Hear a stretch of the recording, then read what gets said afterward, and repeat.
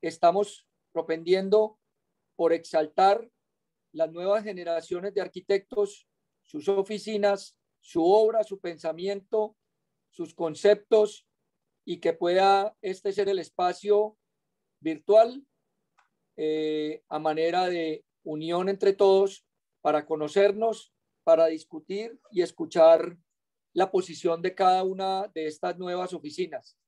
Entendemos que siempre hemos girado en torno a arquitectos muy importantes, relevantes del contexto regional, pero que hemos siempre dejado a un lado grandes nombres de personas que también hacen un esfuerzo importante por destacarse, por hacer una obra seria, por hacer una obra muy profesional, y este es el espacio para que lo compartamos con todos. Va a ser un esfuerzo muy interesante, muy bonito, si la palabra cabe, de podernos, inicialmente estimábamos una cifra de 10 o 12 personas y hemos construido una lista casi de 40 arquitectos en diferentes ámbitos, en el ámbito comercial, en el ámbito de la vivienda, en el ámbito de los proyectos institucionales, de los concursos, de proyectos de índole de escenarios deportivos, en el ámbito de infraestructura, de hospitales y de salud. De manera que es muy interesante, Diego, tenerte aquí. Sea esta la oportunidad para que quienes no están en esas primeras dos listas de los dos primeros ciclos no se preocupen.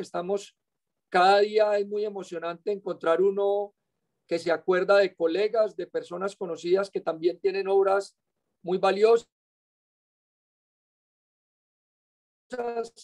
que son a veces casi anónimos porque no les gusta entrar, digamos, en un ámbito de mostrar sus cosas, sino que mantienen muy concentrados en sus proyectos, y es muy emocionante ver que uno va agregando personas importantes a esa lista.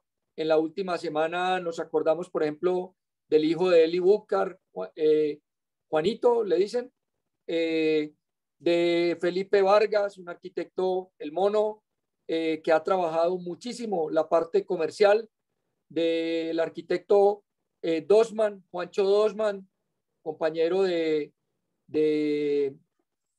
Pérez, y de una generación muy valiosa de arquitectos también que ha salido de la San Buenaventura, de manera que vamos agregando nuevos nombres a ese listado para ir consolidándolo por edades y tratar de hacer unas presentaciones muy serias que obliguen a que estos arquitectos nos hablen de su conceptualización, que ordenen sus ideas, y sea esta la oportunidad para mostrar lo mejor de su oficio.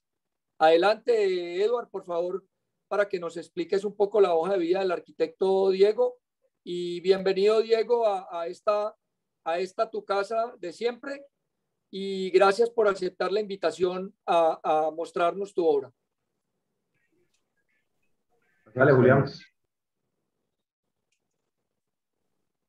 Bueno, Diego Guzmán, arquitecto caleño, graduado en el 2002 de la Universidad de San Buenaventura, Cali. Realizó la maestría de restauración de monumentos arquitectónicos de la Pontificia Universidad Javeriana de Bogotá, del 2002 al 2004. Arquitecto independiente desde el 2004 en construcción, diseño e investigación. Desde el año 2011, profesor de asignaturas como teoría, taller de diseño, patrimonio y la cátedra de hábitat de la PUJ Cali y Univalle. Y actualmente profesor hora cátedra en la maestría de arquitectura de la vivienda de la Universidad Nacional de Bogotá.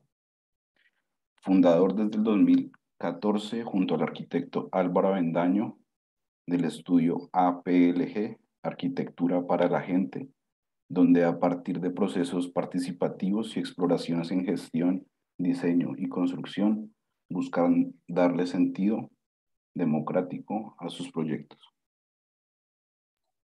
Gracias, Julián. Pues bienvenido, Diego. Tuve la fortuna de ser compañero tuyo en la universidad y digamos, tener algunos talleres juntos, y que además de compartir como profesor también, digamos, en la Javeriana en algún momento. Un placer que estés aquí y todo tuyo, digamos, el auditorio para que nos cuentes de tu trabajo. Bienvenido.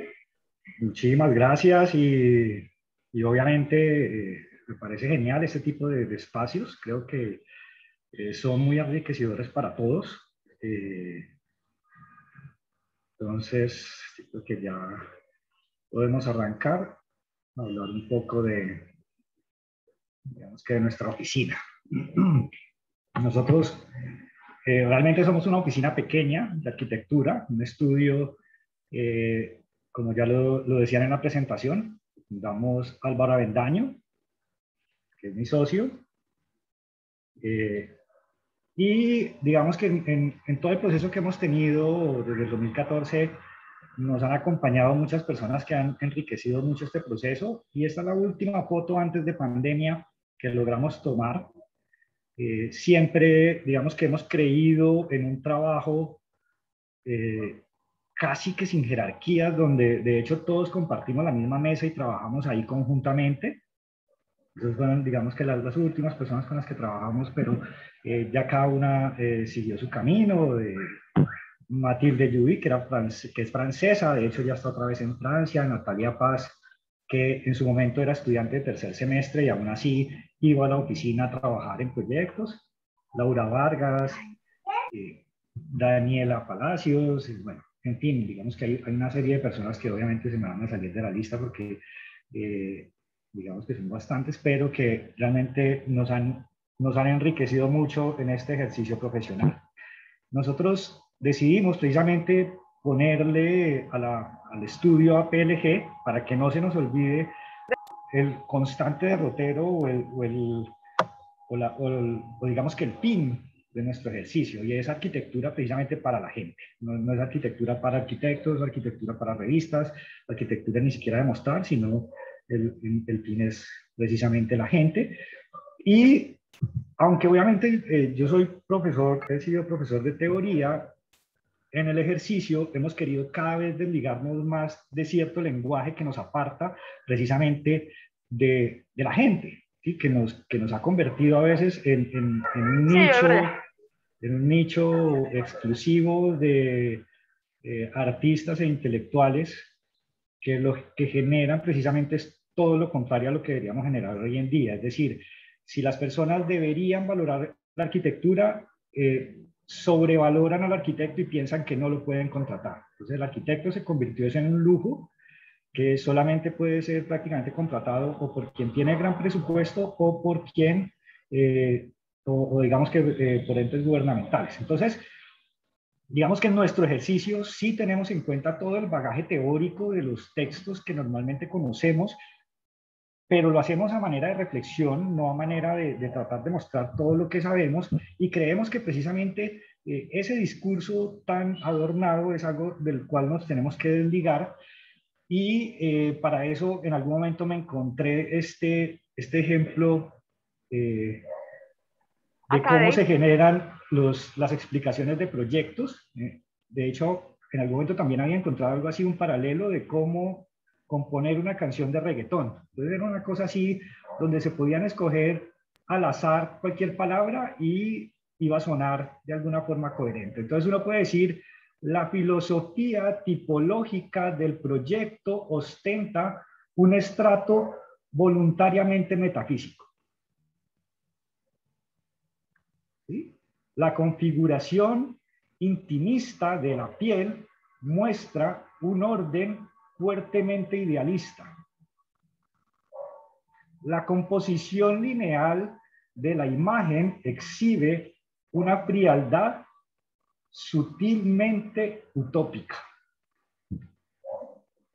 Y eso es lo que uno encuentra en las explicaciones de los proyectos en las páginas de internet, y uno va a ver el proyecto y no dice nada de lo que está realmente ahí, y de hecho muchas oficinas explican su filosofía a veces desde lo social, claro, como lo social está de moda, desde lo democrático y demás, Y cuando uno va a ver las obras, pues más allá de tener ciertas plazoletas o cierto espacio público, la reflexión, uno no ve que abarque esas, digamos que esas diferentes etapas que debería tener ese discurso tan elaborado.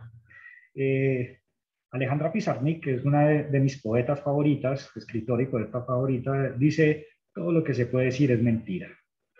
El resto es silencio, solo que el silencio no existe.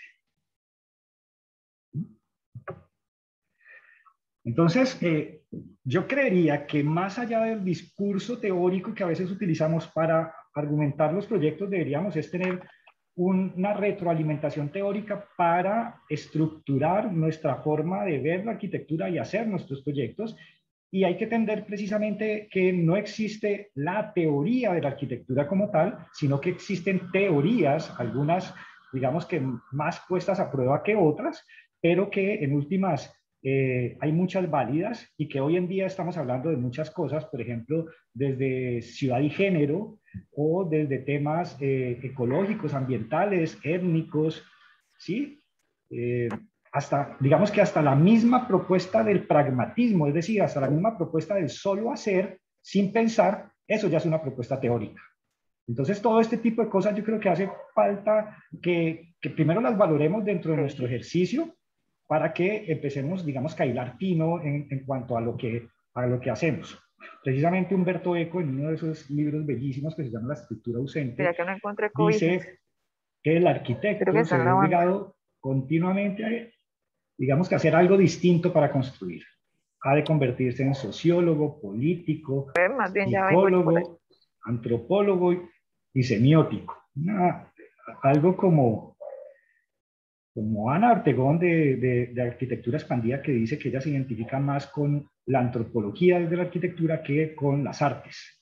Y de hecho, yo creo que yo comulgo más precisamente con algo parecido, que es lo que plantea precisamente Alberto Saldarriaga, que dice que los arquitectos realmente hacemos parte de una disciplina que tiene de arte, que tiene de técnica, que tiene de ciencia, pero que no se puede encasillar solo con un arte. Entonces, precisamente, ¿por qué digamos que me voy a eso? Y tiene que ver algo también con las palabras de este paraguayo, en este momento se me fue el nombre, que dice que los arquitectos deberíamos preocuparnos más por aprender lo que no nos gusta que aprender de lo que nos gusta.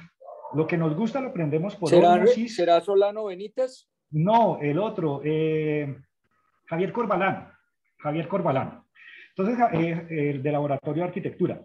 Corbalán dice que precisamente los arquitectos somos felices aprendiendo de lo que nos apasiona, pero que dejamos a un lado precisamente lo que no nos gusta. Claro, suena lógico, pero precisamente en eso que no nos gusta está el gran vacío de los arquitectos.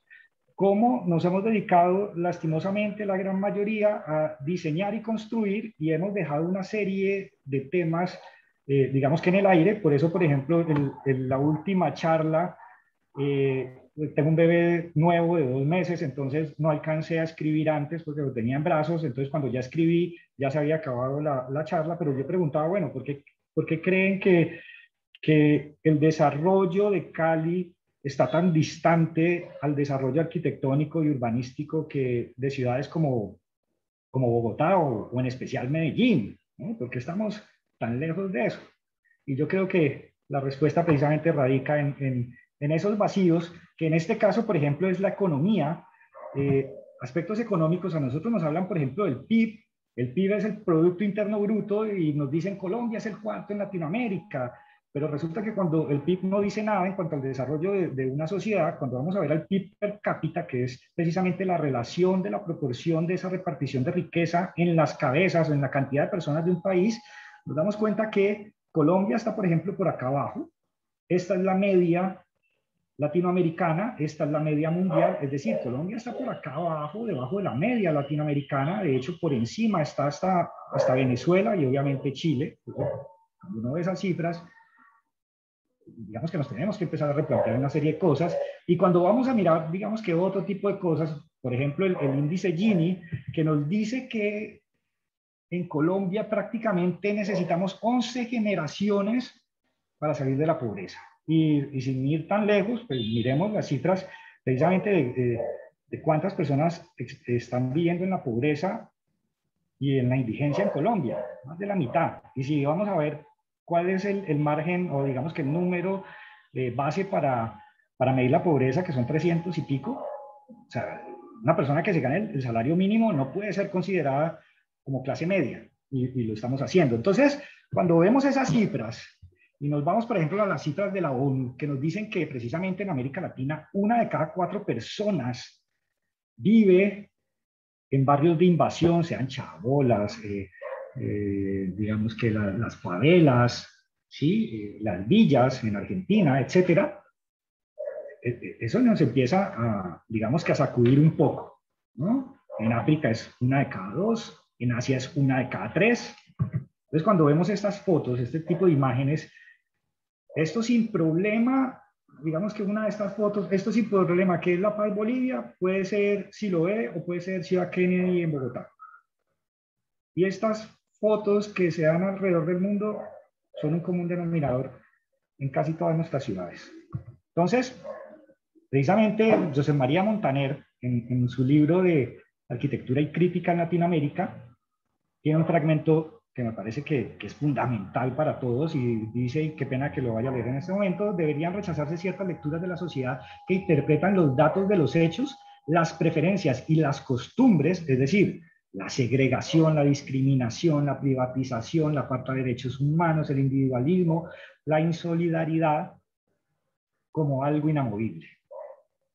Cierto tipo de realismo puede llevar a defender el mundo tal y como es y tal y como está, cuando de lo que se trata es de analizar a fondo la realidad y contribuir a su transformación, eliminar jerarquías, depurar el desorden, unir aquello que divide, reforzar lo que ya funciona bien y ayudar a los sectores más vulnerables. José María Montaner es uno de los teóricos en arquitectura más importantes del mundo. Él ha escrito más de 52 libros, y todos reconocidos y digamos que con un nivel académico muy alto. Que él diga eso en uno de sus textos más conocidos no es simplemente por moda, ¿sí? Y traigo a colación esta campaña de fotografías titulada Gustándote no ayuda. Dando likes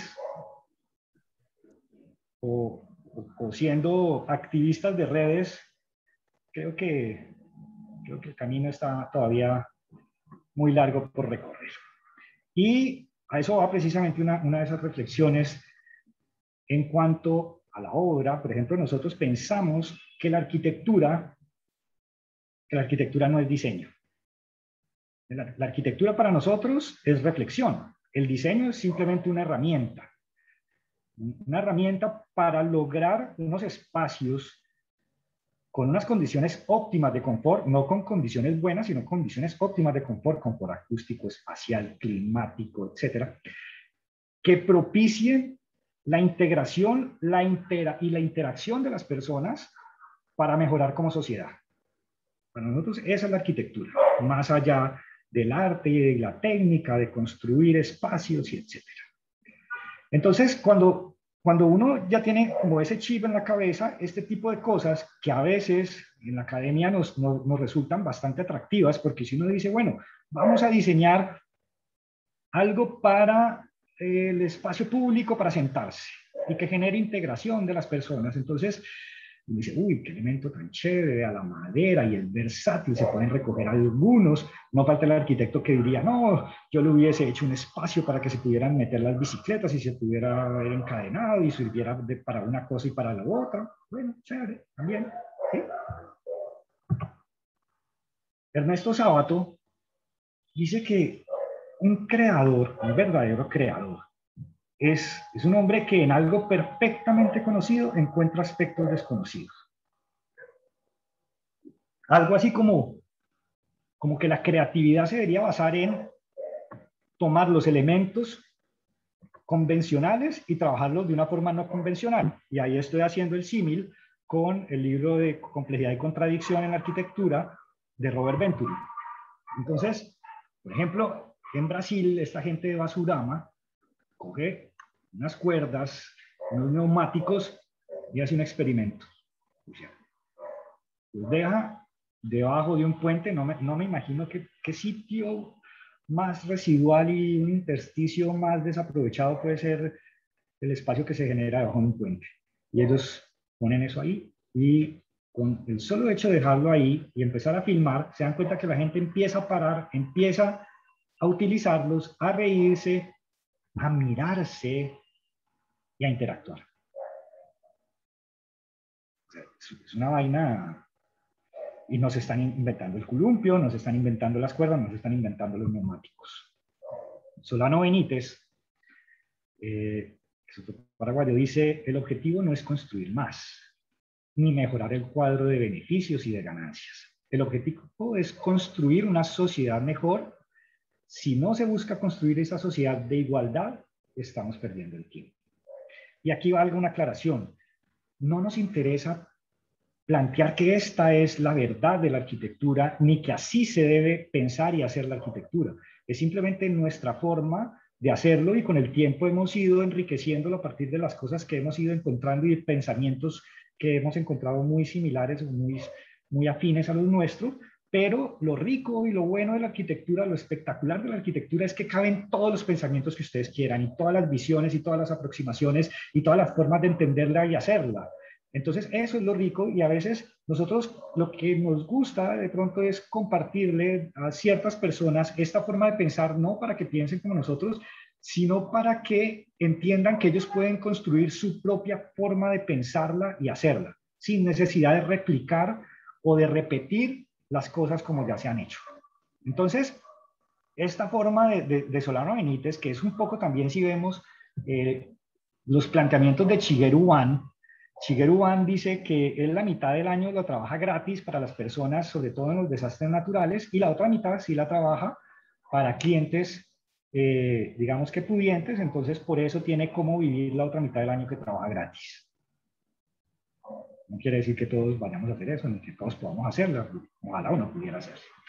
Entonces, digamos que en nuestra página ustedes pueden encontrar los proyectos que nosotros estamos haciendo, precisamente los hemos catalogado en 4 tipos. El primero, que son los edificios asociativos, que le estamos metiendo mucha fuerza, que es la idea precisamente de, a partir de una economía solidaria, poder lograr que las personas tengan apartamento a precio de costo, evitándonos la especulación de los precios del mercado. Ya vamos a hablar un poquito más de eso. También unas construcciones modulares, ligeras, versátiles, donde exploramos una serie de materiales que hagan precisamente que el metro cuadrado sea más económico. Es un poco como le preguntaban precisamente a Sir Norman Foster, ¿cuánto pesa su obra? Es que a veces no reflexionamos sobre el peso de una obra, y el peso es cimentación, y la cimentación es dinero.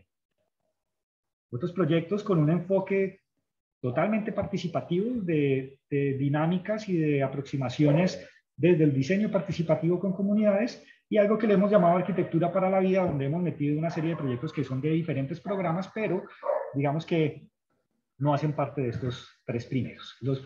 Digamos que los edificios asociativos se han basado precisamente en esa falencia que hemos estado viendo en el desarrollo urbano de nuestras ciudades, donde, sobre todo en Cali, donde prácticamente las constructoras son las que han marcado el norte de cómo debe ser la ciudad, y sobre todo hacia periferia, con una serie de conjuntos cerrados, con unas rejas que generan más inseguridad hacia la calle, que no construyen ciudad, etcétera. Eso ya todos lo sabemos, pero que nos hemos quedado precisamente en ese aspecto crítico, pero no hemos, digamos que, hecho realmente un gran trabajo como gremio para que eso no se dé. Por el contrario, creo que estamos formando muchos arquitectos para que funcionen en ese engranaje y no realmente para que empiecen a ser creativos en la forma de aproximarse a la arquitectura de una forma, digamos, más independiente para lograr solucionar esos vacíos. Entonces, hemos empezado a reflexionar cómo empezar a redensificar la ciudad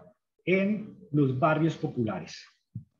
Entonces, una de las cosas que nos encanta hacer es pensar en cómo mostramos eso, porque como les dije desde el comienzo, el lenguaje arquitectónico, cuando llegamos a una comunidad y esta comunidad se siente ignorante o unas personas se sienten ignorantes, lo que hacen es rechazar precisamente, en este caso, al profesional, al arquitecto. Eso nos hemos dado cuenta en muchos ejercicios. Entonces, lo que buscamos es que podamos hablar casi que el mismo idioma desde lo verbal hasta lo gráfico. Entonces, en lo gráfico, utilizamos este tipo de sketch, de dibujos, que muestran una serie de ideas y la gente lo ha entendido, y realmente los render o el 3D nos ayudan a mostrar cosas, pero realmente también lo utilizamos es para trabajo, para dibujar, para rayar encima. Es decir, el 3D y el render no es el fin, ni es lo que más nos mueve dentro del estudio, que es simplemente una herramienta. Y con eso, digamos que en estos momentos, teniendo en cuenta eso, pues estamos desarrollando proyectos donde reflexionamos el cómo se hacen y cómo se podrían hacer. No quiere decir cómo se deberían, porque como les dije, cada cual tiene sus propias ideas. En este caso, un edificio de oficinas que tenía una condicionante muy fuerte de dejar un gran aislamiento, porque estábamos al lado de una casa patrimonial, nos tocaba dejar 10 metros de aislamiento de terraza. Entonces lo que dijimos, bueno, si ya tenemos que dejar terraza acá, ¿por qué no hacemos un edificio, si es de oficinas, un edificio de terrazas, de una serie de terrazas, donde la gente sienta que es agradable ir a trabajar, donde no sientan que pereza ir a ese edificio de vidrio, sino una cosa chévere donde hasta uno pueda salir a trabajar a esas terrazas? Esa es una obra que en este momento estamos haciendo en la Avenida del Río. También generamos unas reflexiones en cuanto a la vivienda en un barrio tradicional como es San Fernando, que nos encanta, y en este momento estamos pudiendo trabajar en San Fernando y en Tejares de San Fernando. Entonces, ¿cómo partimos de estudiar esas tipologías de las primeras casas, de esos planes de vivienda? Y a partir de esa normativa que es terrible, de los 4 metros de aislamiento laterales, aprovechamos que teníamos un parque atrás y de alguna forma lo integramos en el proyecto y lo pasamos en esos 4 metros, ¿sí? Y utilizamos, digamos, que ese lenguaje o esa estética del barrio inicial de San Fernando.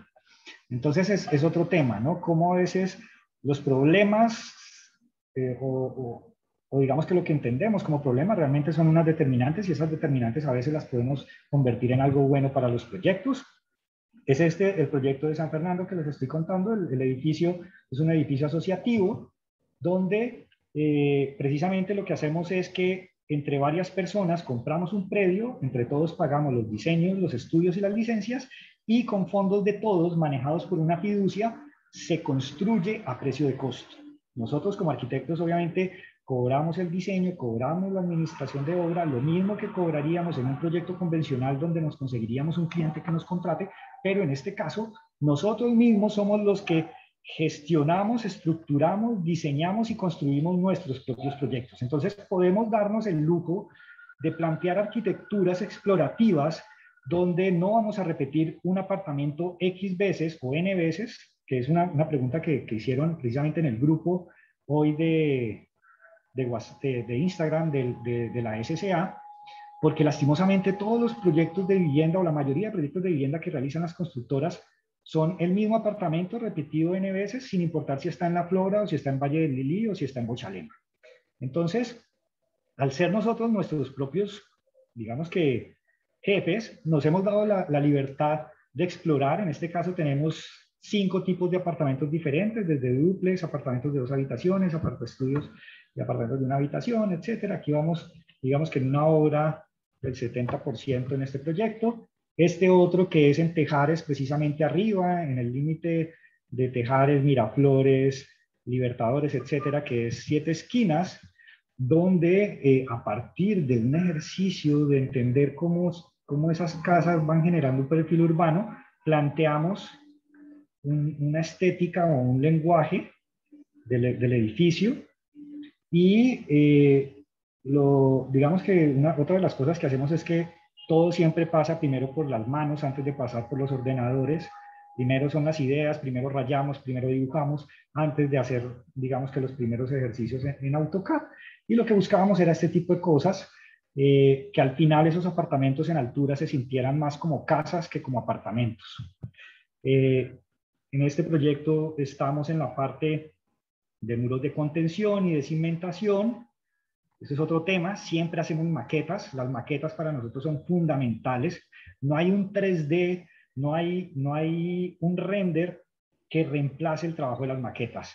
Ni para nosotros para entenderlo y trabajar al interior de la piscina, ni tampoco para mostrárselo a los clientes o a los futuros inversionistas, etcétera.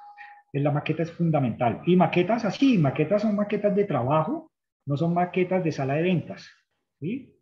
Entonces, en este proyecto que también lo estamos haciendo en estructura metálica, que compramos la estructura metálica, gracias a Dios, antes de la pandemia y del tema del paro, porque ahora están los precios volados. Entonces, en este proyecto ya tenemos toda la estructura metálica fabricándose y en este momento, paralelamente, trabajamos la cimentación. Entonces, prácticamente después, en un mes y medio, 2 meses, está prácticamente el edificio levantado, toda la estructura.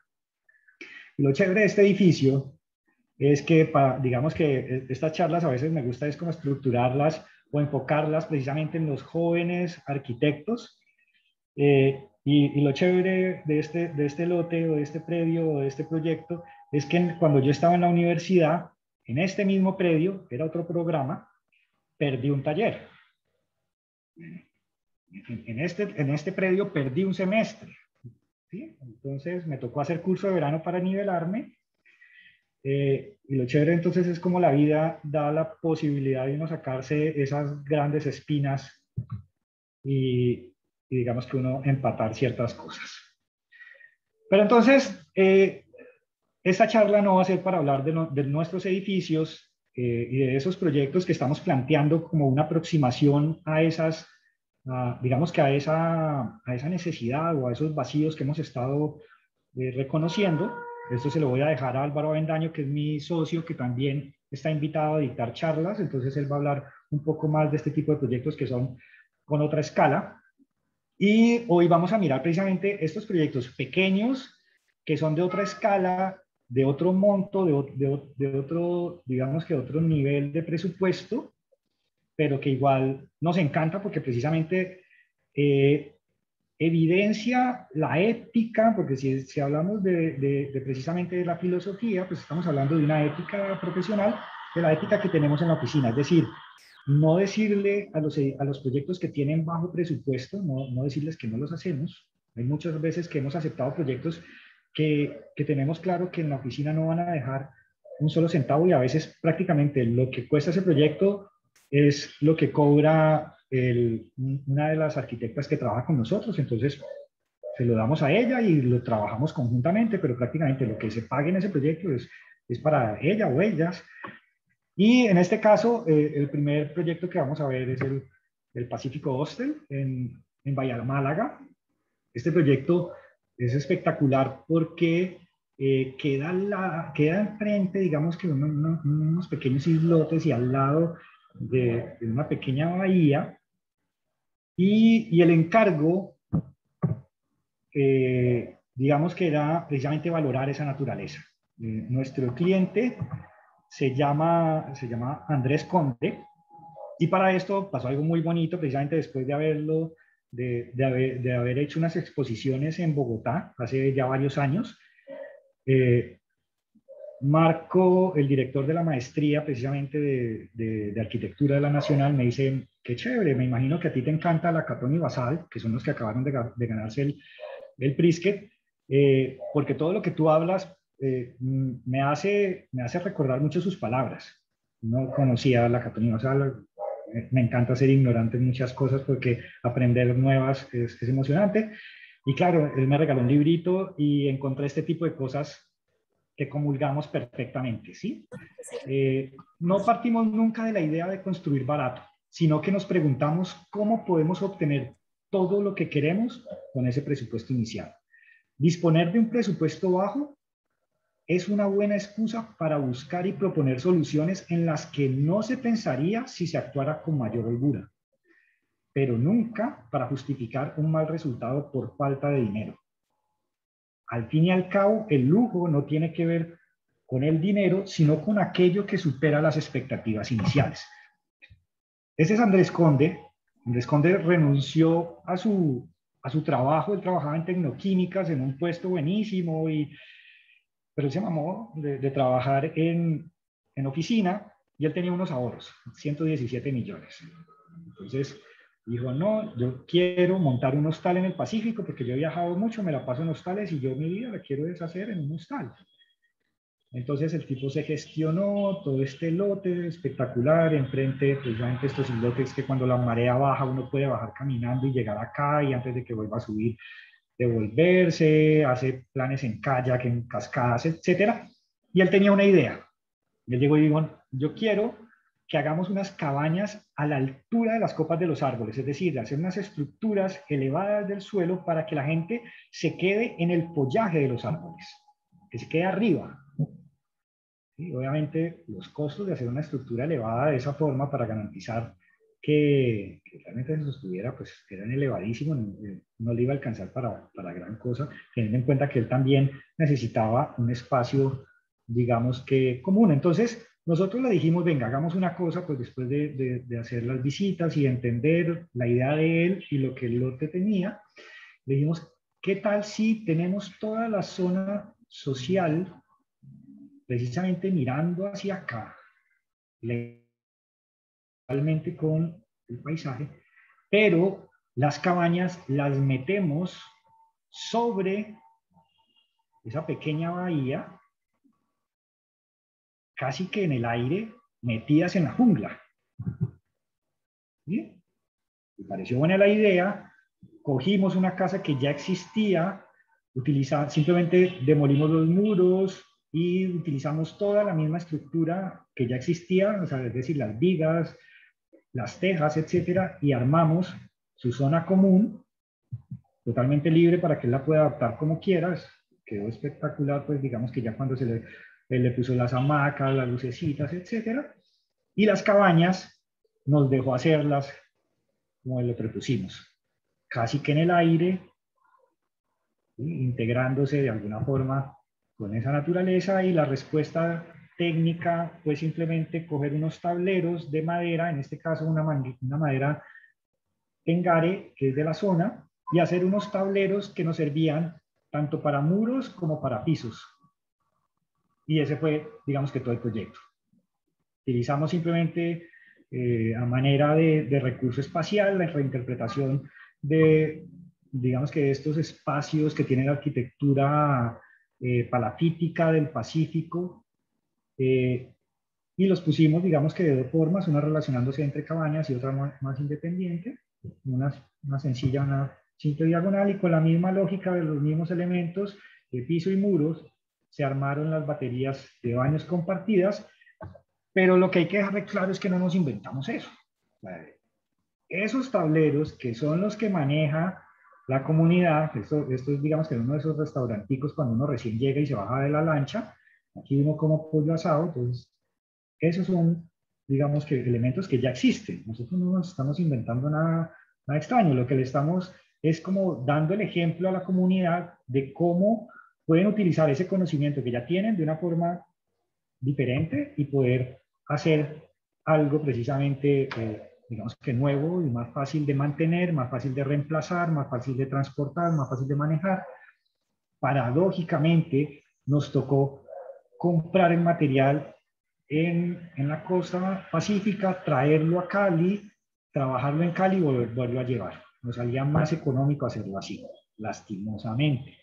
Aquí está precisamente uno de los trabajadores de acá, súper orgulloso con esto, porque ellos son, digamos que trabajan solamente estivas. Entonces cuando se dio cuenta que eso iba a ser para unas cabañas, es decir, que iba a ser para vivienda, se sintió súper orgulloso de su trabajo. Y este es el proceso constructivo, una cosa muy sencilla, ¿sí? Se plantean las vigas, se ponen los tableros encima. Entonces la armada de esto muy rápido, excesivamente rápido, y logramos esto que era lo que queríamos. Más allá de esas cabañas, que en últimas son unas cabañas que parecen precisamente de albergue de trabajadores, una cosa, una estética convencional, porque también nos gusta eso, como dice Jorge Mario Jáuregui, a veces los arquitectos deberíamos pensar más bien en hacer una arquitectura híbrida que va mezclando lo académico y digamos que lo lo autóctono, ¿sí? Sin que esa arquitectura sea protagonista. Recordemos que Jorge Mario Jáuregui trabaja en las favelas de Río, pero esa reflexión sirve de hecho para este tipo de cosas. Entonces, nos parecía como bonito eso, como esas literas de trabajadores, pero esto era lo que nos llamaba la atención desde el comienzo, ¿no? Lograr este tipo de cosas. Esta integración de la espacialidad arquitectónica con la naturaleza, con el verde, donde las cabañas no son lo protagonista, sino esto. Y esto es comparado con tener una cabaña a nivel del follaje de los árboles arriba, pero a precios más módicos. Entonces, se pudieron hacer 4 cabañas con lo que se iban a hacer 2. Y al interior, digamos que esta es esa cabaña que uno siente cerrada desde afuera, realmente desde el interior no se percibe ni se entiende tan cerrada. Fue muy chévere porque precisamente este proyectico chiquito, de bajo presupuesto, nos dijeron en la Universidad de San Buenaventura para el cumpleaños que querían hacer un libro con los proyectos de los egresados. Nosotros lo mandamos por mandarlo, porque dijimos, bueno, es que hay tantos proyectos de una escala tan grande, de presupuesto tan grande, eso no va a quedar, pero bueno, mandémoslo. Y lo seleccionaron y quedó ahí. Nos parece muy chévere porque en últimas es un reconocimiento a una forma de ver la arquitectura vernácula contemporánea y que es totalmente válida a la hora, digamos que de entender la arquitectura sin necesidad de estar buscando materiales raros, costosos, innovadores, ¿sí? Y este es, por ejemplo, las fotos que toma la gente cuando va. Esto me parece espectacular. Toman esa lo que estamos buscando. Y obviamente, pues nosotros dentro del ejercicio tenemos una serie de reflexiones en cuanto, por ejemplo, los espacios de transición, como siempre tratar de que las fachadas, por ejemplo, la fachada sea un espacio como tal, es decir, fachadas gruesas, que se pueden hacer a partir de muebles, de materas, de elementos que ayuden a la protección solar, que generen una transición, que sirva también como aislamiento acústico y técnico, etcétera. Pero a veces cuando no tenemos cómo generar precisamente esas reflexiones de cómo distorsionar ese límite, que no se vea un límite exacto en cuando termina una cosa y se convierte en otra, apelamos precisamente al diseño. Entonces, en este caso, el diseño nos permitió pensar en esta serie de paneles pivotantes que se abren desde su eje axial central y esto empieza a decir cosas confusas. ¿Dónde termina la cabaña? Si la cabaña termina donde termina el muro, donde se mete el panel o donde sale, o donde termina la terraza o donde termina la cubierta. Al final ni siquiera nos interesa definirlo, pero nos encanta que eso quede así en el aire, porque es de alguna forma genera la transición que integra el interior y el exterior. ¿Sí? Y nos interesaba este tipo de cosas que pasaban al comienzo, un poco citando a Kundera cuando dice el vértigo es algo diferente al miedo a la caída, el vértigo es que la profundidad que se abre ante nosotros nos atrae, nos seduce, despierta en nosotros ese miedo al caer del cual nos defendemos espantados. Entonces, en nuestros proyectos nos gusta manejar ese vértigo, aunque sabemos que lastimosamente no a todo el mundo. Entonces, al final, pues obviamente pasa este tipo de cosas y la entendemos y también creemos que hace parte del desarrollo de la misma obra. La arquitectura no es del arquitecto, la arquitectura es de quien necesita la arquitectura, y ahí estaría parafraseando un poco también a Neruda, y me encanta hacer eso como paréntesis. Yo creo que nosotros los arquitectos obviamente trabajamos con muchas referencias arquitectónicas y reflexivas de textos y demás que hemos encontrado, y hay que decirlo, mal haríamos de decir cosas que no son nuestras y tratar de quedar como si fueran nuestras, que lastimosamente le pasa a muchos arquitectos. Volvemos otra vez a Annie Lacatón, cuando dice que la innovación no reside en los materiales de construcción. Aquellos considerados innovadores, por ejemplo, los materiales compuestos, provienen generalmente de tecnologías raras y caras. Lo que nos interesa tiene que ver más con unos en los que no habíamos pensado. Ánila Catón y Basal, ellos se la pasan en las ferias de agricultores. No sé si han visto la obra de ellos, ahora que se ganaron, se ganaron el Prisket. Se la pasan es no en ferias de constructores. Nosotros los arquitectos dicen feria de construcción y de diseño y salimos corriendo a salir con una maleta de muestras de materiales para nuestras oficinas y de carpetas y de folletos. Ellos dicen, no, es que nosotros vamos a las ferias de otras disciplinas, de otros campos del conocimiento, donde podemos encontrar materiales que realmente nos sirven para la obra. Y claro, cuando uno ve la obra de la Catón y Basal, que espacialmente manejan mucho esos aislamientos o esos espacios más bien de transición a manera de, digamos que de jardines de invernadero, no entiende por qué es que se van a las ferias más de agricultores. Entonces eso es para hablar precisamente del siguiente proyecto. Es un proyecto que se llama La Casa en el Aire. Nosotros inicialmente le habíamos puesto La Casa para Leer, pero nuestras clientas después le cambiaron el nombre, queda en la buitrera arriba y tiene como este lote que viene en caída. Y el proyecto que armamos, precisamente lo pensamos en cómo hacíamos porque había una serie de humedales y nivel freático con cierta consideración para tocar lo menos posible el terreno. De pronto, también como el anterior, si obviamente vamos a hablar de construir en el Pacífico, es muy complejo llevar materiales, entonces por eso también pensamos en algo puntual, palafítico, que se pudiera armar fácil, que fuera una estructura puntual, ligera, liviana, que no tuviéramos que gastarnos tanto en cemento, además porque el cemento allá y trabajar en concreto es extremadamente complejo y costosísimo. Entonces en este también era como hacemos una estructura liviana que no nos pesara tanto para que no nos gastáramos tanto dinero en la cimentación. Es Claudia y Serena, nuestras clientas, Claudia la mamá de Serena, y este proyecto digamos que precisamente tenía una carga emocional porque digamos que son muy amigos de la familia y las queremos mucho. Volvemos al hecho de trabajar con las maquetas, y esa maqueta inicial, que era una maqueta de trabajo, después nos sirvió para evolucionar el proyecto. Esta es Laura Fuentes, precisamente trabajando en las maquetas, y empezamos como a explorar cosas, ¿no? Explorar en el sentido de esos pequeños lujos de cómo complicarnos la vida, ¿no? Entonces, por un lado, la casa iba a ser por etapas. El proyecto anterior también la idea era que ellos pudieran hacer sus 4 cabañas, pero con el tiempo pudieran hacer 2, 3 más, porque ya el conocimiento estaba, se trabajó la instalación con gente de la zona, y este iba a iniciar con un módulo, luego se hacía otro y por último otro, y después 2 módulos, y al final se terminaron haciendo 3. Entonces, por eso digamos que la idea era que cada módulo quedara completo y aprovechábamos para hacer algo que llamamos corredores de viento, y existía esa dualidad de organizar el proyecto en este sentido, pero que realmente funcionara es en este.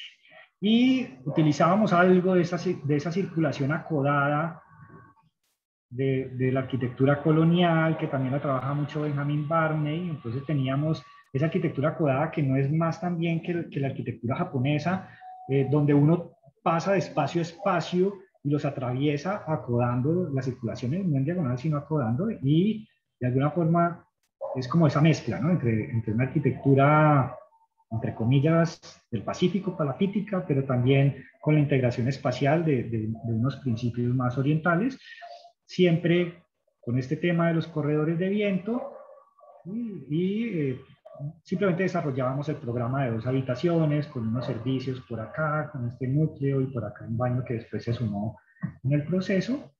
Y digamos que estos son los elementos. Aquí teníamos unos arbolitos que inicialmente se murieron, pero después se sembraron otros.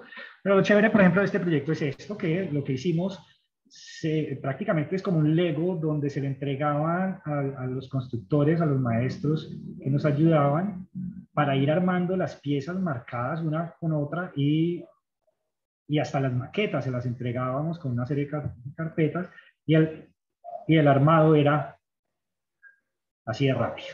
Y era impresionante, cada módulo se armaba en 2, 3 semanas. ¿Sí?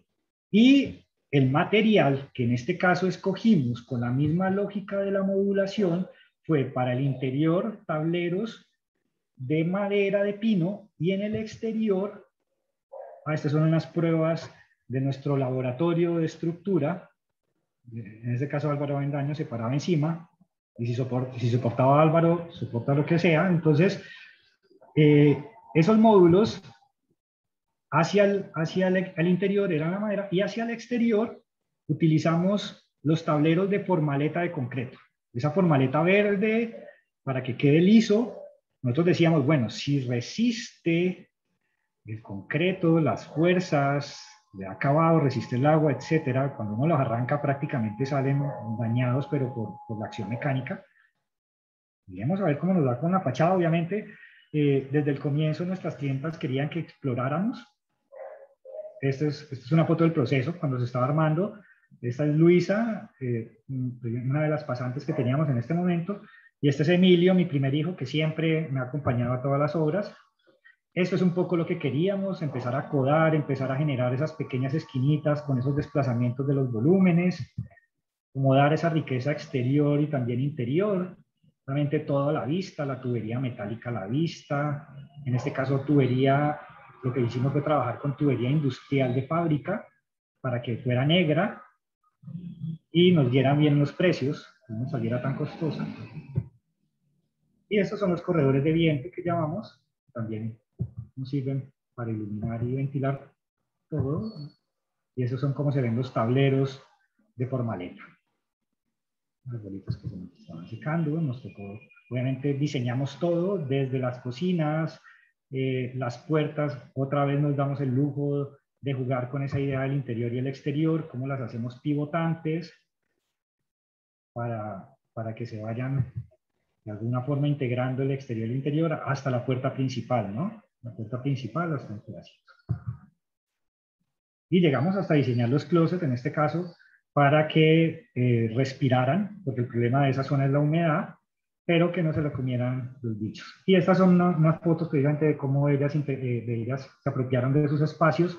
Nosotros pensábamos que esto con después la idea era que se cerrara y demás, y de hecho que se pusieran unos aislantes acústicos y térmicos y se pusieran tableros de los otros lados. Y simplemente no les interesó, les gusta más la idea de tener toda la vista y perfecto. Este es un pequeño ejercicio que hicimos de unos apartaestudios en San Fernando.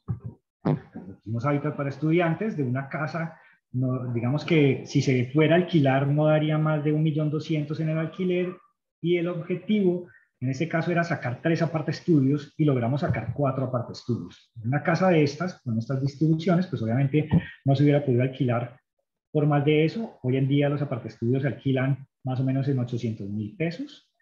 Entonces lograron casi que triplicar con la inversión lo que hubieran podido recoger.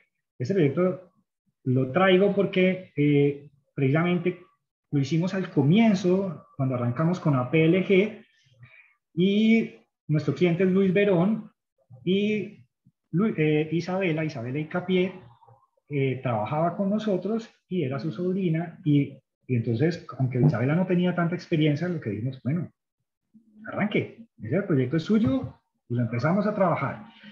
Claro, fue difícil por las medidas que teníamos y al final a ella se le ocurrió una cosa espectacular y fue poner a trabajar la cocina con el área del corredor, ya que solamente eran apartaestudios de una sola habitación, y esa circulación se convertía también en el espacio con que se podía trabajar en la cocina, porque no íbamos a tener flujo de personas pasando por él, y eso nos permitía de alguna forma tener separado la zona social de la habitación con cierta privacidad sin necesidad de tener puertas y que nos permitiera el flujo constante de viento, con algo adicional y fue la idea de entrar por los patios.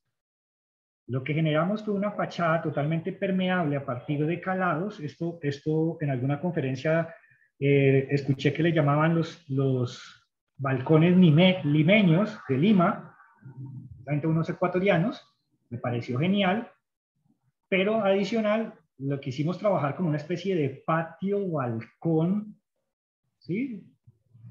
donde uno accediera primero por ese patio antes de entrar al apartamento y todo el tiempo tuviera esa relación con la calle. Entonces se evitaba tener rejas, se evitaba perder el balcón, porque la gente siempre busca construir hacia el borde del lote. Obviamente resolvíamos los problemas técnicos, en este caso unas pegas especiales con unos proyectos de Zika, le poníamos unas varillas cada 40 centímetros, y esta es esa continuidad que buscábamos con esos calados y esta espacialidad. Obviamente esta espacialidad ya en estos momentos lo vemos y decimos, bueno, hubiéramos hecho esto de otra forma, etcétera. Los arquitectos abandonamos proyectos, pero nunca los terminamos.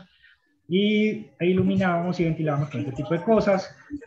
Valoramos en este caso las típicas gradas o las escaleras que quedan por fuera de las viviendas en la arquitectura popular, y eso nos encantó, pero obviamente las quisimos hacer lo más ligero posible. Entonces, lo que planteamos, y nuestro cerrajero estaba temeroso, primero las quiso hacer en su taller antes de instalarlas, porque lo que planteamos fue que tuviera platinas en el borde y unos ángulos a manera de esqueleto que nos amarrara todo. Él pensaba que nos iba a sostener. Cuando las estábamos instalando, aquí está Juliana, que también arrancó con nosotros, Juliana Arroyave, el dueño salió berraco y me dijo, arquitecto, no puedo creer que usted me salga con estas, yo tengo el presupuesto limitado, pero no quiere decir que yo voy a hacer unas escaleras baratas que se van a dañar, que no van a servir. Yo le dije, tranquilo, Luis, hagámosle la prueba. Hicimos la prueba y no se movía la escalera, ni vibra, y en estos momentos funciona perfectamente, sin ningún solo pandeo en nada. Y utilizábamos, pues, digamos que aprovechamos, por ejemplo, las rejas que ya existían y las dejamos. Y nos parece que el lenguaje quedó precisamente como nos gusta, es decir, una arquitectura invisible, que nadie se da cuenta que está ahí, hasta que pasa y de pronto se detiene un poco. Pero de resto, es casi que anónima. Y una de las cosas más bonitas es que cuando nosotros le explicábamos a Luis precisamente por qué habíamos decidido no tener balcón como tal, ni ventana como tal, es decir, nosotros le explicábamos, mire, es que una ventana sirve para iluminar y ventilar, pero en este caso el calado sirve para lo mismo, es más económico y nos permite tener esta espacialidad. Después de escuchar a Luis explicarle eso mismo con esas palabras a los vecinos, fue una cosa espectacular. O sea, sentimos que ahí ya fue pedagógico en sí mismo el ejercicio, porque de alguna forma se le van a explicar a varias personas y las personas van a empezar a valorar de nuevo esa tradición que se había perdido o que se está perdiendo, que son los calados. Y de pronto aquí hago precisamente un pequeño paréntesis al ejercicio académico que yo hacía, porque de alguna forma siempre concluimos las dos cosas y por eso pensamos que nuestra oficina es más un estudio, porque constantemente estamos no solamente aprendiendo, sino tratando de enseñarle cosas y explorar con las personas con las que estamos. Entonces, precisamente quería mostrar estos ejercicios que hacíamos en la universidad, donde replicábamos a escala real los refugios de papel, de tubos de cartón que hace Shigeru Wan, que ya había hablado un poco de él, y los hacíamos en la universidad, a escala 1:1 en segundo semestre. El aprendizaje que salía de ahí era impresionante. Otros semestres realizábamos las réplicas a escala 1:1 de la estructura plegable de Anupama Kundo, que era también espectacular estos procesos y la emoción de los chicos. Obviamente, pues no íbamos a llegar al nivel de los talleres de Shigeru Wan, pero que creo que ese tipo de cosas son las que deberíamos estar trabajando en las universidades.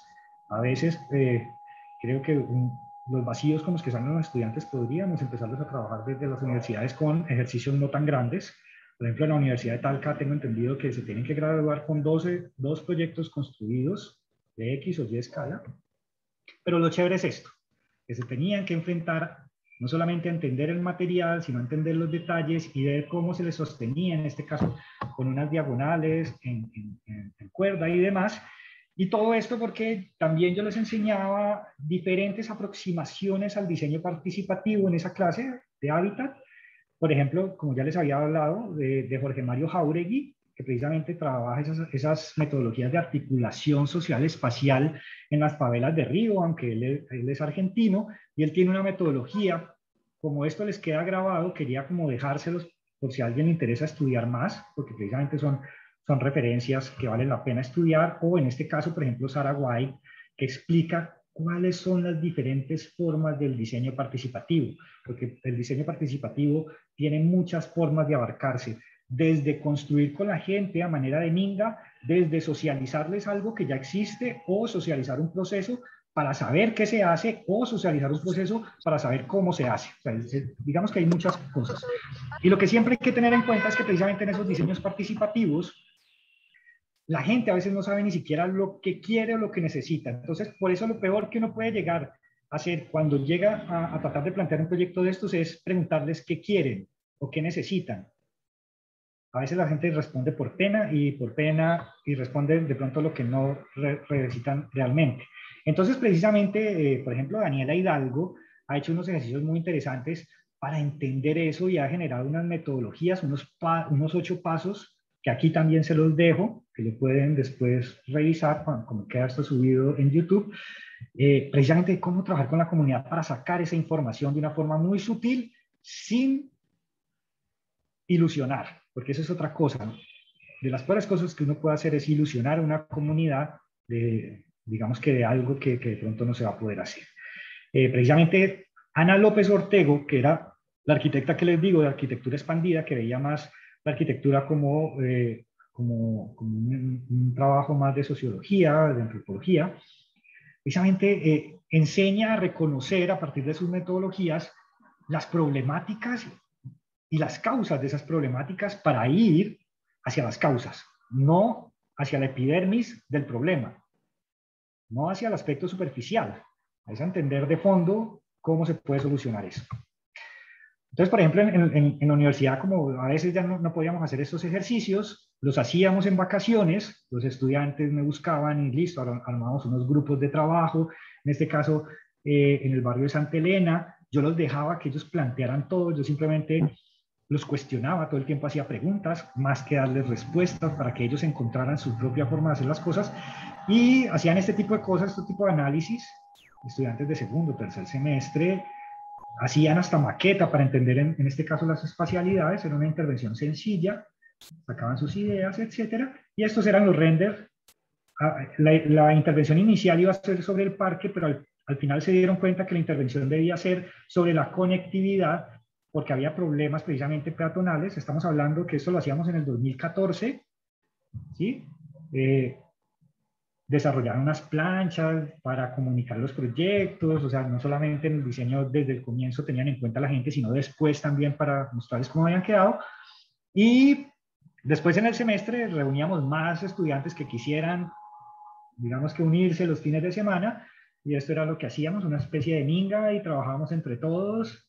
Obviamente pasaban este tipo de cosas, quedaban como encerrados en la mitad porque obviamente nunca habían pintado nada en sus vidas, pero al final digamos que pasaba este tipo de cosas espectaculares, es que eran los niños del barrio se unían a los estudiantes, y yo creo que eso genera más sentido de pertenencia que cualquier otra cosa en la vida, y este era el resultado final. Y estamos hablando de ejercicios muy sencillos, muy económicos, que generaban ese impacto y esa digamos que ese aporte a entender la importancia del peatón, y ese urbanismo táctico que hacíamos en el 2014 cuando no estaba de moda el urbanismo táctico.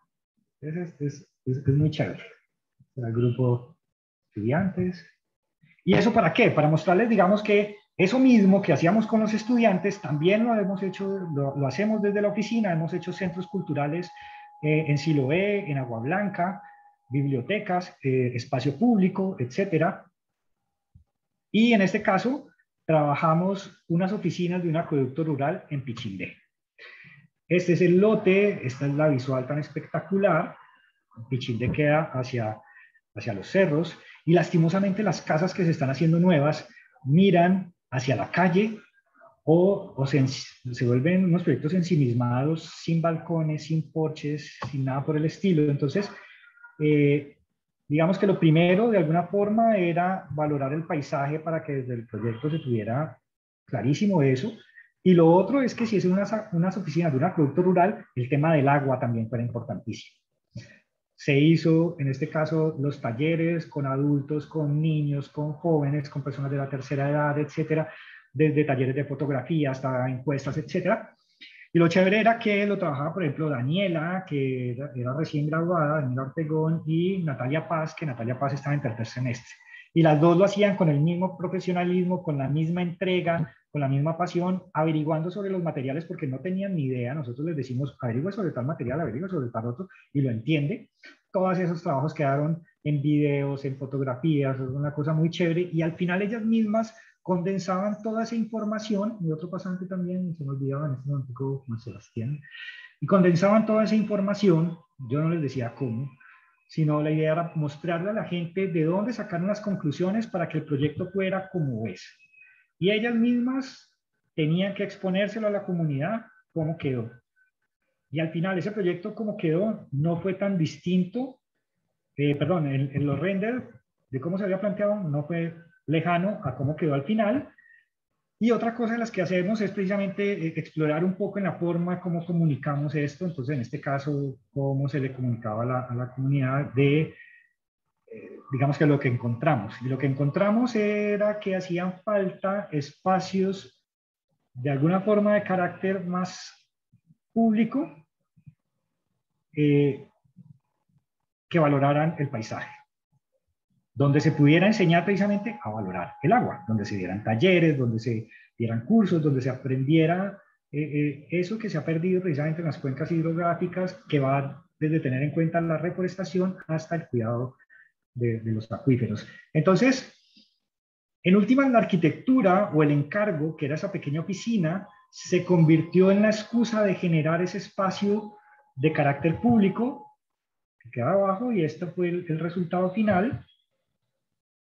Estas eran las maquetas que de hecho estas se las regalamos para que las personas que no habían podido estar en la socialización pudieran ir, digamos, que a verla después. Y esto sí era la maqueta, digamos, que manejamos en la oficina para ir explorando. Precisamente de ahí fue que sacamos alargar más esto para mejorar la incidencia solar, porque venían de estos dos lados. Y este es el resultado de esas oficinas. También con un proceso muy sencillo, modulado, a partir de 80 centímetros, donde primero armábamos el techo y luego sí las divisiones y poníamos de nuevo los paneles. Y el proyecto era muy sencillo, ¿no? Una gran bodega de 660, de 640, creo que era. Y digamos que la bodega, los servicios y las oficinas, que eran simplemente los puestos de trabajo, pero el gran espacio de valoración a esa visual, que era lo más importante, donde hasta la bodega, esta es la bodega, este es el panel que iba a estar cerrado, hasta la bodega tenía visual. De nuevo aquí aparece Emilio, acompañándome. Acá. Y obviamente las oficinas se abrían a todo el paisaje. Todo esto se abría, y la bodega sí era cerrada, que es este elemento de acá. La experimentación, o digamos que con lo que empezamos a jugar, y de pronto me acuerdo de lo que decía Jaime Beltrán, que los arquitectos somos muy necios porque nos gusta ponernos problemas innecesarios cuando ya la arquitectura tiene suficientes problemas que tenemos que resolver. En este caso era que si la espacialidad venía en este sentido, ¿sí? La lectura espacial venía, funcional, venía en este sentido, nos dio por mezclarle otra direccionalidad a las cubiertas. Digamos que hacer este juego de elementos que suben y bajan, que vuelven un poquito más complejo el entendimiento espacial, pero que a la vez nos parece que para un ejercicio tan chiquito le da riqueza, y fue precisamente ahí donde en este ejercicio sacamos un poco más, prolongamos un poco más esta parte de la cubierta. Y ya pues ciertos pequeños juegos como en este caso tener todo cerrado, pero aquí está una de las puertas de las bodegas, porque también se puede abrir desde afuera, y la puerta del baño. Pero ¿cómo hacer para que eso estuviera casi que invisible? Claro, como digamos que de las cosas que más cuestan son los vidrios, pero sí queríamos que constantemente se valorara eso, la naturaleza, que en las demás casas se ha estado cerrando mucho. Lo que trabajamos fueron tejas translúcidas, ¿sí? Como las que trabajan precisamente la Catón y Basal. Las tejas translúcidas nos permitían tener esta transparencia. Miren cómo se ve bien, producto final de esta construcción. Y por último, este ejercicio que inició precisamente con una estructura liviana, con una propuesta de hacerlo con tejas de UPVC y la teja transparente, pero es esta la visual, es espectacular. Pero resulta que por temas de costo, con la pandemia, los precios de la estructura metálica volaron, subieron un 40% y hoy en día, en este momento, están casi que en el doble. Nuestros clientes, Claudia y Sebas, Claudia es mi hermana, entonces nos ha permitido volar y proponer.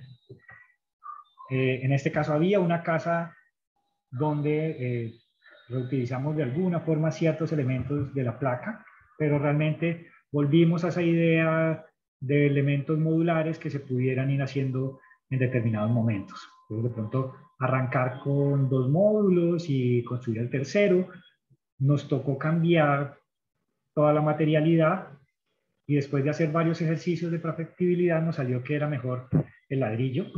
Entonces, conservamos la espacialidad, el tema de los corredores de viento y lo planteamos en ladrillo.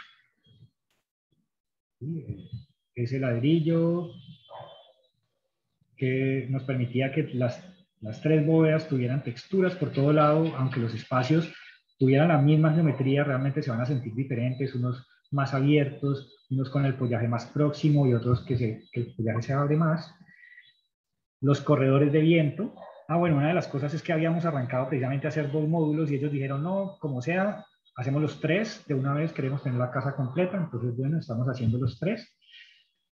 No hemos terminado la obra, qué pena con las fotos, es proceso de obra, y digamos que así quedó la distribución, tratando de organizar servicios, la cocina, con un solo espacio también que se relacionara con temas de las visitas, comedor, sala, habitaciones y un estudio en el segundo piso. Y esta circulación, que siempre va a ser transparente, con vidrio, siempre remata en verde. Entonces, cuando uno realmente ve la casa de frente, la ve cerrada y solamente ve esto abierto, y cuando entra no se imagina que todos los espacios se abren así. Digamos que lo anecdótico de esta casa precisamente ha sido la complejidad de armar las bóvedas en ladrillo, porque cuando estuvimos cotizando precisamente con diferentes maestros, los precios no nos daban, se nos volaban impresionante. Entonces, casi con el maestro que nosotros siempre hemos trabajado, pues nos tocó empezar a aprender entre los dos, y de las cosas más importantes precisamente ha sido la formaleta, y lo más bello es precisamente este tipo de cosas, ¿no? La foto de la formaleta y la luz, las sombras, lo emocionan a uno en la misma obra, y al final lo que buscábamos era esto. Estas texturas, si se dan cuenta, las fotos ya empiezan a cambiar, ya son mucho más bonitas, porque precisamente Camila Piedradita nos ha estado ayudando con las fotos, ella es nuestra arquitecta y fotógrafa.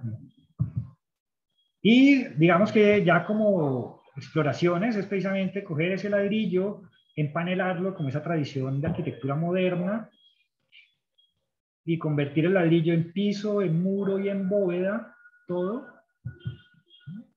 Y adicional, como ya hemos visto en los ejercicios pasados, nos encanta el calado, pero entonces el calado, para que no nos salga tan costoso, lo que hacemos es voltear el ladrillo. Ladrillo, únicamente lo volteamos. Obviamente, para resolver el tema estructural, lo que hacemos es que las dovelas las fundimos más seguidas, ya no cada 1,20, sino cada 90, y las fundimos las 2, la escalerilla ya no va cada 60, sino que la ponemos cada 40. Es decir, creemos que los aspectos de la técnica deberían ir acompañando las intenciones arquitectónicas y no al revés, no a priori, porque a veces creemos que la técnica es la forma que tenemos que hacer las obras y terminamos haciendo es un proyecto de catálogo constructivo. Y digamos que la arquitectura tiene una serie de posibilidades de exploración. La planteé muy rápida, quería simplemente mostrar precisamente esas exploraciones a partir de el presupuesto, de cómo no todo tiene que ser ingresos, sino que a veces los ejercicios arquitectónicos pueden ser con unos presupuestos muy moderados, pero eso no quiere decir que no nos limitemos a tener exploraciones arquitectónicas. Y ojalá esto sirviera más como ejemplo para que diferentes arquitectos buscáramos nuestras propias formas de hacer las cosas. ¿Listo?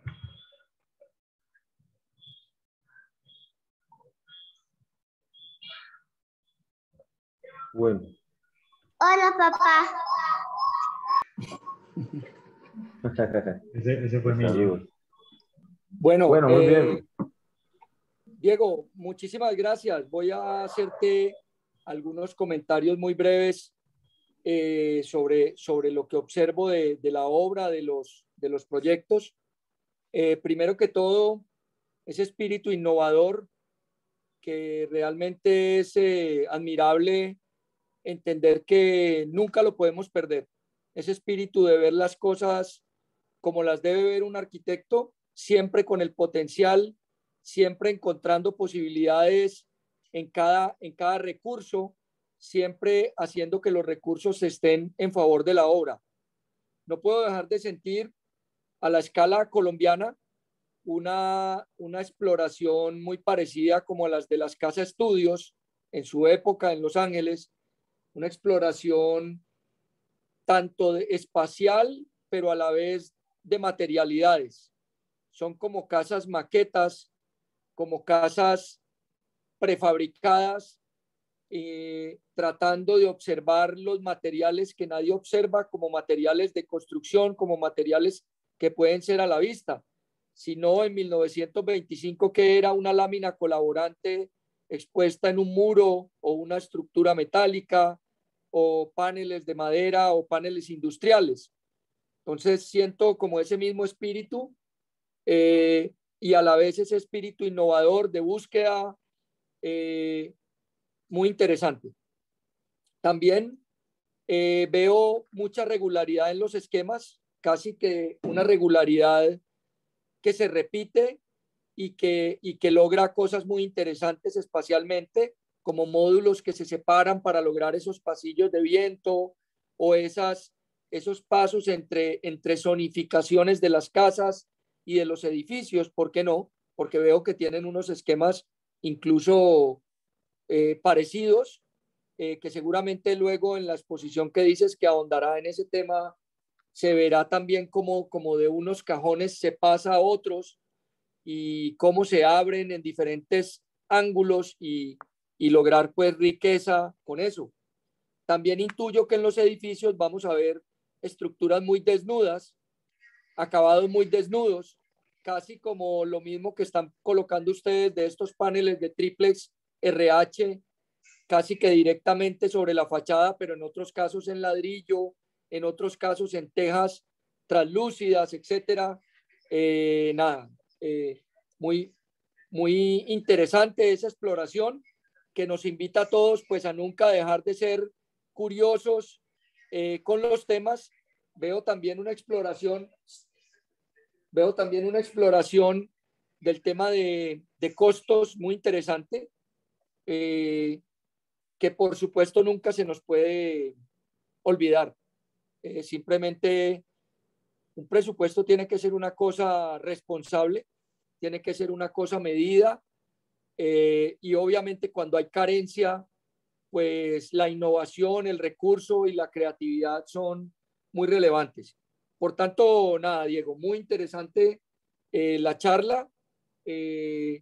Por supuesto que viene al lugar. Veo que de los proyectos que llaman asociativos, hay gran parte de ellos construyéndose, y pues si se están construyendo es porque de alguna manera ha habido un éxito en ese asociativo, porque pues de no haber un equilibrio financiero, los edificios no estarían allí. Por supuesto que esa charla va a ser muy interesante, conocer esa exploración que evita que todo se vuelva un sello repetitivo de un mismo apartamento explorado 100 veces en la misma dirección, y va a ser bien interesante también porque veo que los lugares son lugares muy, llamémoslos anónimos de la ciudad, donde prácticamente una constructora tal vez no elegiría ese tipo de terrenos, y veo en algunos que se aparean con los edificios vecinos, exploración que en otros casos ha sido muy interesante porque busca que esas culatas, a veces muy feas, que tiene la ciudad, se vuelvan prácticamente conjuntos de edificios con fachadas en todos los ángulos que generan otras dinámicas estéticas y visuales. Nada, quisiera saber, Edward, si me ayudas a ver de pronto en la consulta del chat qué otras preguntas o opiniones haya al respecto. Espérate, ahí precisamente me gustaría decir algo y me encanta lo que estás diciendo porque a manera de anécdota, precisamente la primera persona que creó en mí fue Pacho Ramírez. Una vez nos encontramos en unas conferencias y me dijo, ¿ya volviste de Bogotá? ¿Ya terminaste la maestría? ¿Te interesaría dar clases? Y yo, bueno, chévere, aportar desde lo poco que sé y me encantaría. Entonces me dijo, bueno, hay un curso, se llama Teoría 3 y es desde el espacio, la arquitectura y el espacio. Dictalo. Yo, bueno, perfecto, buenísimo. Cuando ya fui a preguntarle, bueno, ¿desde dónde lo estructuro? ¿Cómo lo hago? Etcétera. Me dijo, ¿cuál es la arquitectura que te ha marcado más? ¿Cuáles son los arquitectos o cuáles son los textos o digamos que qué proyectos son los que más te mueven? Entonces yo le dije, pues, los del K-Study House, precisamente por lo que expresaste, toda esta arquitectura que se dio posguerra, prefabricada, precisamente para toda esta serie de norteamericanos que volvían y explorando materiales convencionales de una forma no convencional. Entonces me dijo, bueno, de la clase desde ahí. ¿Sí? Entonces fue bastante chévere. Precisamente por eso es que tenemos gran influencia de ese libro, así como ese libro de alguna forma tipológicamente influenció mucho la arquitectura moderna colombiana, ¿no? Toda esa serie de patios que empezaron a entrar, empezaron a salir, el verde, etcétera. La arquitectura caleña, sobre todo la tropical, se basó mucho en esta arquitectura de Los Ángeles, ¿no? Entonces, muy válida esa acotación.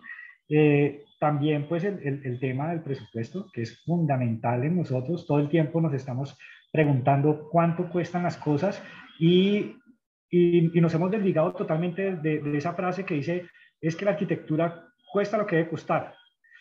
Madre, al menos para nosotros tenemos que estar constantemente, o sea, todo el tiempo estamos peleando con el valor del metro cuadrado. Hemos intentado bajar, por ejemplo, los proyectos de 700.000 pesos, 740.000 por metro cuadrado y no hemos podido, pero estamos ahí, dándole, porque ese ejercicio nos parece que puede ser muy interesante precisamente para llegar a las personas que no tienen cómo pagar otras cosas. Y precisamente lo que tú dices de los edificios asociativos, te estás adelantando perfecto, porque eso es lo que va a hablar precisamente Álvaro, más otros temas que de nuevo traigo a colación a Javier Corbalán, porque son temas que no nos gustan a los arquitectos, temas de fiducias, temas financieros, balances, temas legales, temas tributarios.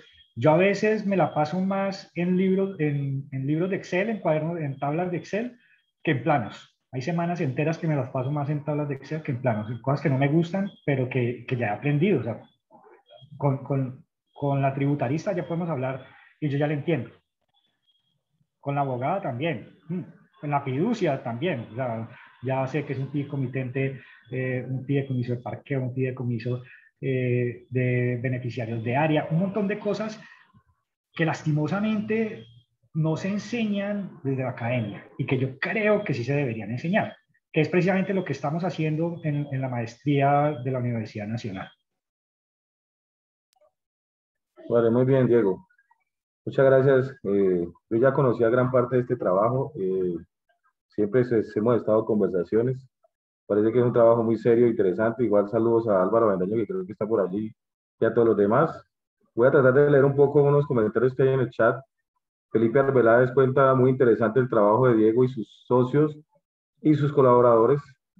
Ileana dice, Diego, felicitaciones por tu trabajo. Una mirada muy sensible desde donde abordas el ejercicio de nuestro oficio. Paola de la Cruz, nuestra compañera Diego, dice, lastimosamente tengo que retirarme. Muchas gracias a la SCA por este espacio y gracias a Diego por esta charla tan interesante y presentarnos proyectos tan ricos.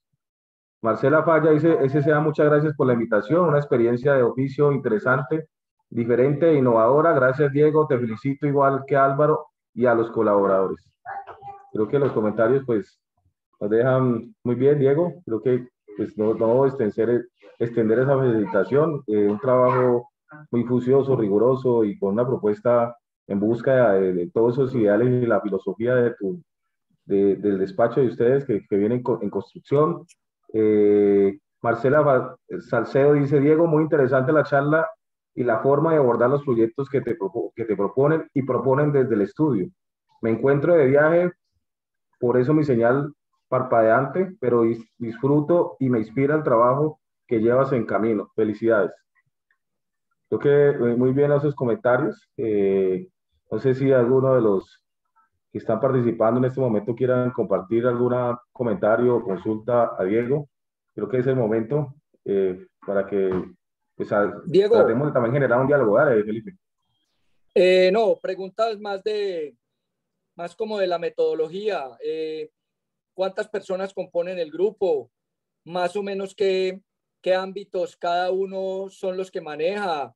¿Cuál es el que le gusta más la construcción? ¿Cuál es el que le gusta más el diseño? ¿Cuál es el que estructura los proyectos? ¿Son afines en las edades o hay unos mayores que otros? ¿Y cómo pesa eso dentro del grupo? ¿Son todos de una misma universidad o tienen, digamos, diversidad en ese aspecto y eso, cómo se conformaron? Bueno, en fin, como un poquitico la parte de la vivencia del día a día. Pues mira, primero, Álvaro y yo nos conocimos dictando clases, obviamente somos de generaciones totalmente diferentes, y empezamos a comulgar y a llevarnos bien con muchas ideas. Entonces, en algún momento dijimos, venga, ¿por qué no empezamos a hacer proyectos juntos? A ver cómo nos va. Como tú lo dices, Álvaro, la experiencia constructiva de Álvaro es impresionante. O sea, Álvaro, de hecho, para todos, digamos que en este momento precisamente estamos montando una fábrica de ladrillos ecológicos con Álvaro, porque en los edificios asociativos siempre habíamos querido tener ladrillos ecológicos y no habíamos podido conseguir en el mercado acá, ladrillos de arcilla ecológicos. Y entre chanza y chanza dijimos, venga, ¿por qué no montamos la fábrica? Nos pusimos a averiguar las máquinas y todo, y como Álvaro tiene precisamente tanta experiencia en todos los procesos de materiales y procesos constructivos, él se cargó eso. Él siempre se carga sobre todo los procesos constructivos y de presupuestos. Yo me encargo más de la parte de prefactibilidades, de estructuraciones legales, clientes, y la parte de diseño sí la hacemos entre los dos, que eso es lo chévere. Entre los dos nos entendemos perfectamente diseñando. Entonces, los dos somos los diseñadores, solo que él coge más la obra, yo cojo más, digamos que ciertos aspectos logísticos y administrativos. Y en el equipo, digamos que de trabajo, tenemos, digamos que variaciones. Lastimosamente, en este momento, la mayoría que tenemos, la mayor cantidad de gente que tenemos son los residentes, los que están en residencia de las obras. La planta de la oficina nos ha bajado mucho precisamente por toda la pandemia, por toda, digamos que la crisis. También las arquitectas que hemos tenido, que eso sí es bonito, han empezado a experimentar otras cosas, han empezado a experimentar desde el arte, desde la moda, y eso nos ha parecido espectacular. De hecho, una de ellas se casó con, Laura Fuentes se casó con un chico que tiene unos videos, unas animaciones que se llama Desocupe Masivo, que es una cosa loca, que eso les va súper bien, son súper graciosos. Entonces, digamos que ha servido la oficina como plataforma para ellos, pero de todas formas seguimos en contacto y muchas cosas. Por ejemplo, Laura Vargas nos trabaja, en este momento Camila Piedradita, María Alejandra Mora, que ella también es, aparte de arquitecta, es diseñadora de la comunicación visual. Entonces, por eso, por ejemplo, en el Instagram ustedes ven que tenemos una forma de llegarle a la gente también diferente. Entonces, digamos que en ese aspecto siempre estamos como cambiando la planta. Las edades no hemos tenido problemas con eso, ha sido muy chévere, nos hemos entendido súper bien. Las universidades, hemos trabajado con todas las universidades, toda gente es súper pila, unos tienen más fortalezas en unas cosas que otras, pero precisamente en los procesos todos nos vamos nivelando, ha sido muy chévere. Ok, muchas gracias por compartir eso. En términos de las universidades, ¿tú eres egresado de dónde? ¿Me recuerdas, por favor? De la San Buenaventura, y la maestría la hice en la Javeriana de Bogotá. Ya, perfecto. No, muy interesante. Eli, buenas tardes. Tienes el micrófono apagado, Eli. Eli, buenas tardes. Tienes el micrófono apagado y tu mano levantada. Por favor, enciende tu micrófono, Eli. ¿Ya? Sí, ahí se escucha súper bien.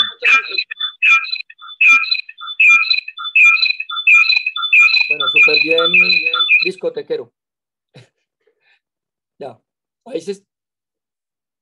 Hay que apagar alguno de los equipos que tienen allá encendido que está hace reverberación un poco, ¿no? No, ya.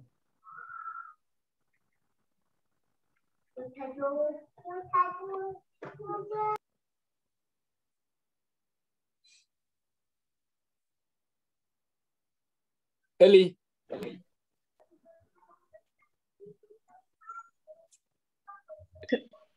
Se oye muy mal. Muy mal.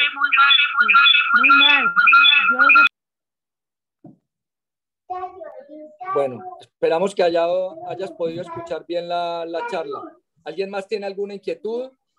Felipe, hay unos comentarios adicionales en el chat. Sí, por favor. Dice Wilmer Vallejo, felicitaciones Diego y Álvaro.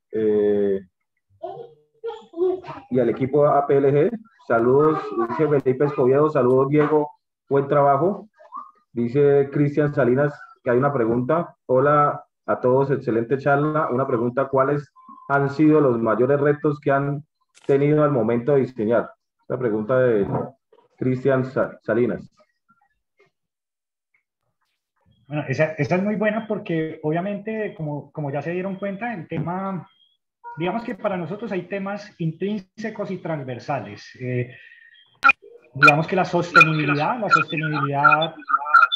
desde lo medioambiental, de lo socioeconómico, desde lo cultural, pero digamos que de las cosas más duras es el tema de la normativa. Lastimosamente la normativa en nuestra ciudad castiga mucho a los proyectos para redensificar. Y precisamente lo que deja expuesto es casi que una intención de generar la posibilidad o generar la limitante de que prácticamente todo lo que se tenga que hacer tenga que ser en lotes grandes o por fuera del perímetro, expandiendo cada vez más la ciudad, porque de lo contrario prácticamente estamos limitados a una ciudad de 3 pisos. Yo creo que hay muchos ejercicios de análisis urbanos que ha mostrado que se puede llegar a 5 pisos sin problema y sin perder la escala urbana, se redensifica, y obviamente pues eso dependería de sectores, y sobre todo entender precisamente que cada sector debería tener una determinante totalmente diferente y olvidarse de ese tema que es tan tenaz de los aislamientos de 4 metros después de cada 3 pisos y luego cada 5, como hacer ponqués, ¿no? Eso para nosotros nos ha parecido lo más complejo, el tema de la normativa, porque entonces no todo lo te sirve.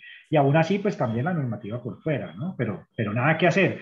Son determinantes, así funcionan las cosas. No creemos que vaya a cambiar.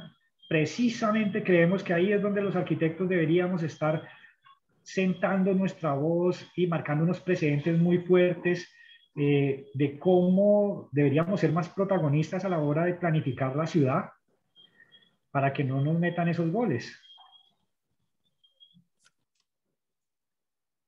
Bueno, aquí te voy a hacer una pregunta no para corcharte sino para para tratar de inducir un tema que nos interesa a los miembros de la Junta.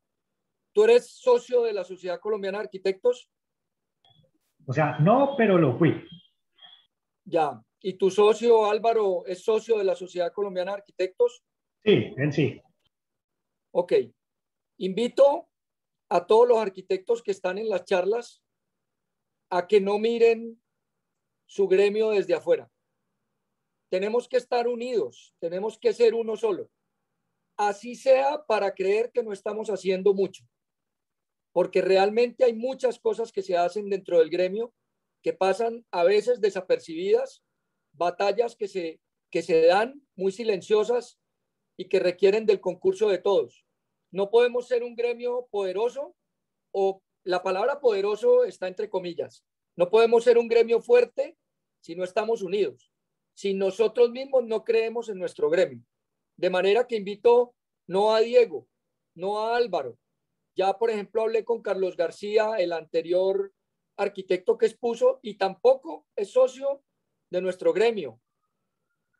Yo creo que ahí hay algo que no está bien. No está bien de parte de ustedes, no está bien en esta secuencia histórica que llevamos de la Sociedad Colombiana de Arquitectos, donde los arquitectos son prácticamente vitalicios, los socios.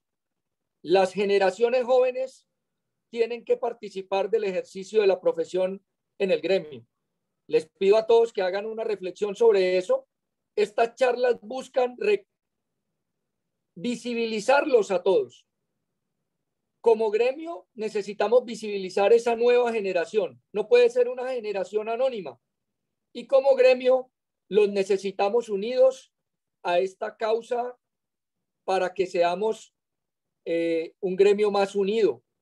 Sabemos que hay mucho talento y mucho trabajo detrás de cada una de estas oficinas que van a exponer de estas. Pues yo me alegro mucho de decir el número. De pronto algunos dirán, Cabilles Paisa es exagerado, pero de estas 40 oficinas que van a pasar por aquí una a una, que preparen muy bien sus argumentos, que preparen muy bien sus fotos, sus charlas, sus ideas, para que esto sea de un nivel excepcional. Y los invito a todos a que se hagan socios del gremio para que tengamos una coherencia de unión para poder dar batallas de esas silenciosas que nos hagan ganar espacios como el que acaba de decir Diego sobre el tema de la normativa, por ejemplo. Nada, era una reflexión, simplemente te tocó la pregunta a ti, Diego, hoy, pero en cualquier momento se le va a hacer a todos. ¿Por qué nos gusta ganar los concursos? ¿Por qué nos gusta, pero no nos gusta ser parte o miembros de nuestro gremio? Muy interesante la charla, Diego. Si hay alguna otra persona que quiera expresar algo, los invitamos a acompañar y a crecer este número de participantes,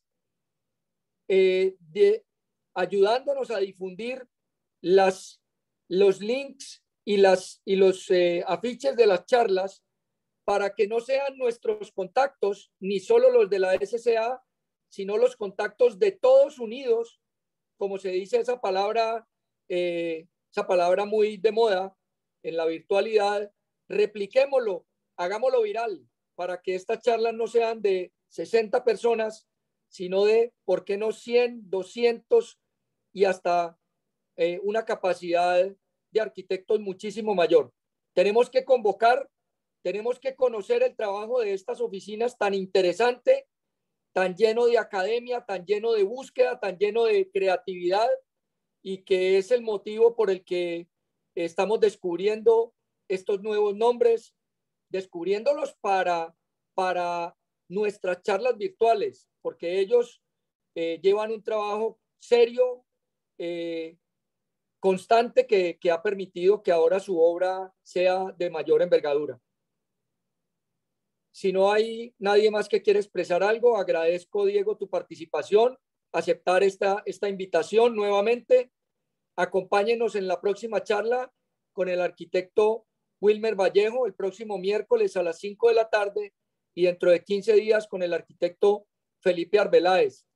Nuestro próximo afiche ya lo estamos configurando con el arquitecto Jorge Alberto Dávila, con el arquitecto Mauricio Reyes, con la arquitecta Ileana Molina y otro arquitecto más para juntar ese segundo set de arquitectos de nuestra región y permitir continuar mostrando todo ese talento que hay aquí en el Valle del Cauca y que debe, sin duda, ganar terreno en la ciudad para adquirir mayor calidad de nuestros espacios.